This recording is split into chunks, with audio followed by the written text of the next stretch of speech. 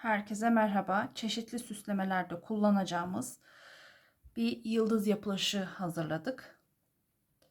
Bebek battaniyeleri, dümdüz bir bebek battaniyesi örüp üzerini süslemek için kullanabiliriz. Bebek yeleklerine, hırkalarını, şapkaları süslemek için kullanabiliriz. Mesela bir dondurma çubuğu üzerine yapıştırıp kitap ayracı olarak kullanabiliriz. Ya da üzerine bir ataçın üzerine yapıştırıp yine kitap ayracı olarak kullanabiliriz. Bu şekilde biz bir çam ağacı süsledik. Şimdi yapılışına geçelim.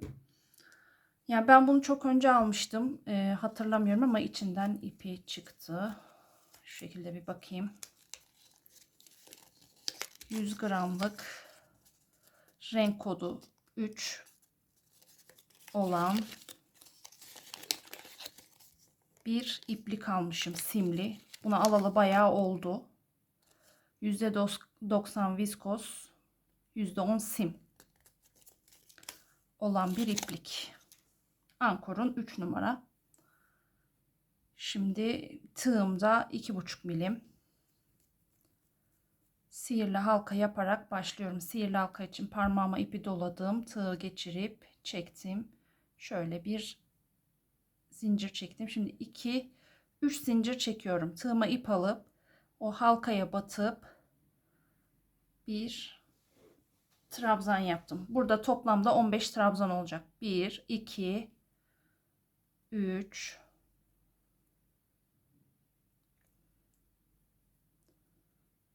4,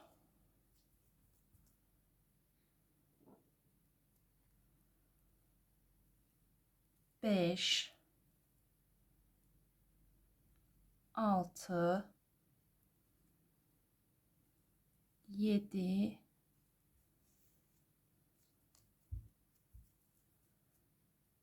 8,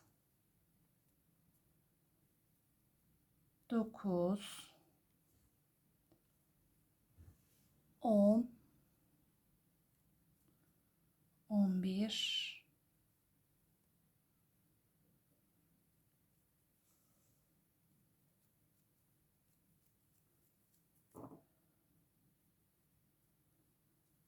12,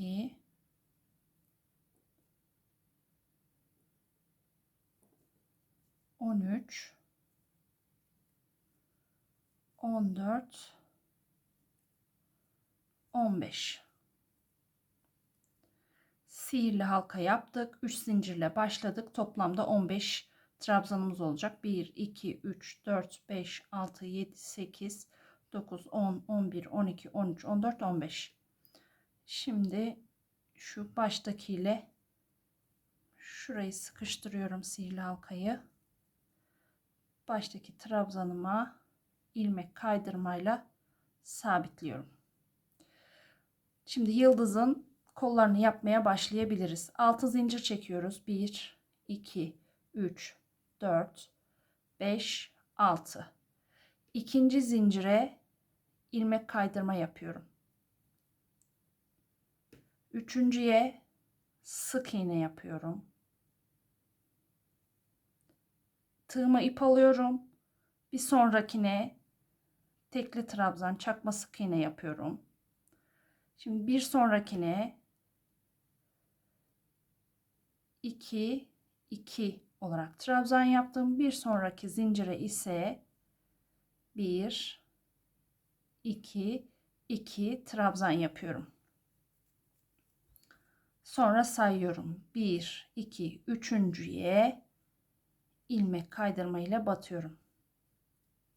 Tekrar 1, 2, 3, 4, 5, 6 zincir çektim. İkinci zincire tığıma hiç ilmek almadan battım. Tekrar ilmek almadan geçtim. İlmek kaydırma yaptım. Şimdi sık iğne yapıyorum. Bir sonraki zincire geliyorum, batıyorum, ilmek alıp çekiyorum. Tekrar ilmek alıp çekiyorum, sık iğne yaptım. Şimdi tığıma ilmek alıp bir sonrakine batıyorum, çekiyorum. Tığımda şimdi 3 tane ilmek var. Çakma sık iğne, tekli trabzan yapıyoruz. Tekrar ip alıp hepsini bir ördüm. Tekrar tığıma ip aldım. Bir sonrakine battım. Bir ördüm. Şöyle tekrar baştan göstereyim, yanlış yaptım. Aldım. batıyorum. Şimdi 3 tane var. 2 tane ördüm, 2 tane ördüm. Tekrar ip alıyorum. Bir sonrakine batıyorum.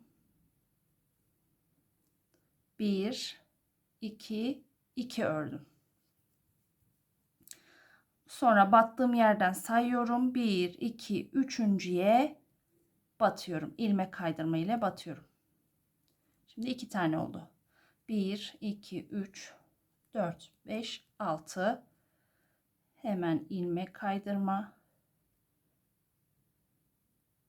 İlmek kaydırma. Sık iğne. Tekli trabzan.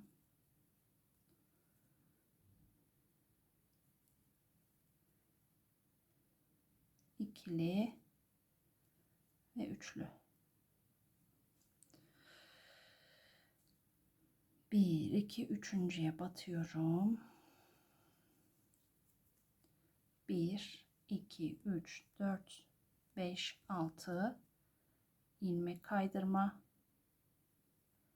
sık iğne, tekli trabzan,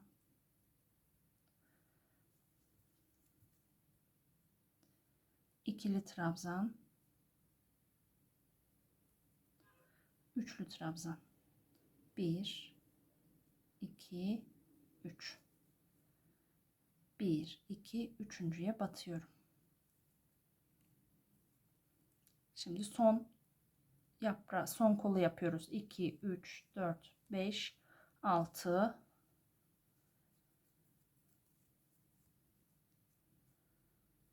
İkinci zincire ilmek kaydırma, yanına sık iğne, yanına tekli trabzan, yanına ikili trabzan, yanına üçlü trabzan. 1 2 3 ve sona ilmek kaydırmayla batıyoruz. Bir zincir çekip ipimi kopardım. Daha sonra saklayacağım. Yıldızın yapılışı bu şekilde.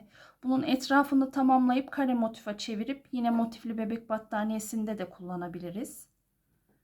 Böyle güzel süslemeler yapabiliriz. Mesela üstünde zincir yapıp halka oluşturup ağaç süsü, duvar süsü olarak da kullanabiliriz. Çok amaçlı, çok güzel, yapımı oldukça kolay bir motif.